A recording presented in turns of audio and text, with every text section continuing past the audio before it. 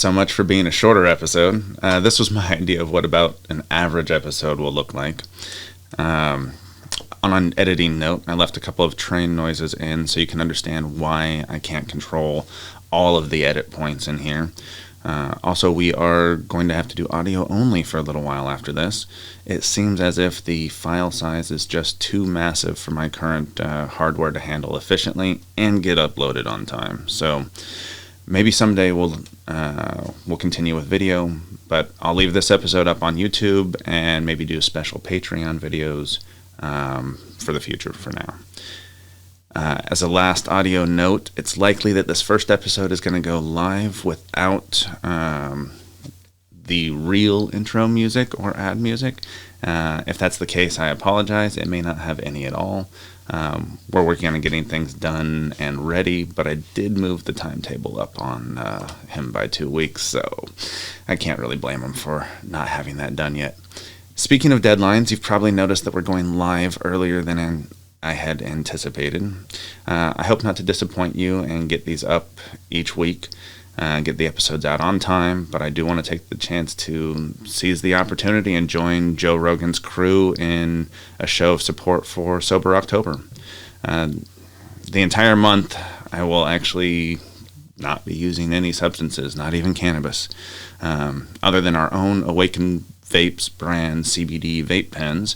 So I suppose that means I need to get a few more dabs in today and tomorrow before this goes live on the 1st.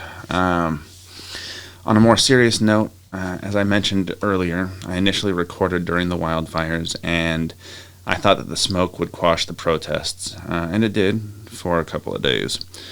The protests are still going, and arrests are being made again, with the news about the officers who killed Breonna Taylor now coming in, and the craziness that is our election season. I'm guessing that the protests aren't going anywhere anytime soon. Speaking of the elections, the death of Ruth Bader Ginsburg should remind everyone that politics are even more important than normal this year. No matter what side of the aisle you're sitting on, you have to at least acknowledge the hypocrisy of what the Senate is doing this year versus what it did in 2016. As RBG said and showed with her life, I quote, "Whatever you choose to do, leave tracks. Don't do just for yourself, because in the end, that is not going to be fully satisfying. I think you will want to leave the world a little better for having lived. There is no satisfaction a person can gain from just turning over a buck that is equal to the satisfaction you can get from knowing that you have made another's life and your community a little better for your effort." And since, like Ryan Hall said on Lex's show, the value of history is being able to see and understand the chain of events that led us to where we are today, well then let's learn from another giant of history, Chief Tecumseh, and I'm going to take a minute to read his most famous message. "So live your death so that the fear of death can never enter your heart. Trouble no one about their religion. Respect others in their view and demand that they respect yours. Love your life. Perfect your life. Beautify all things in your life. Seek to make your life long and its purpose in the service of other people. Prepare a noble death song for the day when you go over the great divide. Always give a word or a sign of salute when meeting or passing a friend, even a stranger, when in a lonely place. Show respect to all people and grovel to none. When you arise in the morning, give thanks for the food and the joy of living. If you see no reason for giving thanks, the fault lies only in yourself.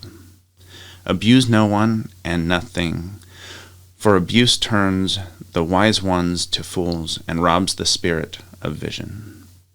When it comes to your time to die, be not like those whose hearts are filled with the fear of death, so that when their time comes they weep and pray for a little more time to live, their lives over again in a different way. Sing your death song and die like a hero going home."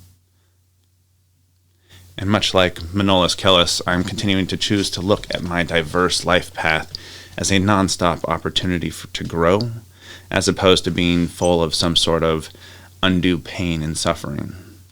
I know that I've grown a lot over this last decade, and I like to remember that we are definitely not the best things we have done in our lives, so that must mean we are also more than just the worst things we've done as well. I think that part of my life's mission is to help people gain their voices and to live a more fully embodied life. Maybe this podcast can help facilitate some healing in the world by letting people understand that we all make mistakes. It's learning to own up to those mistakes so that we can grow from them and become better individuals and community members. I'm so grateful to be embarking on this journey that life has taken me on now. I've done my best for this episode, and I will continue to learn and strive to improve as we continue along this journey together. Thank you for joining me, and have a great day.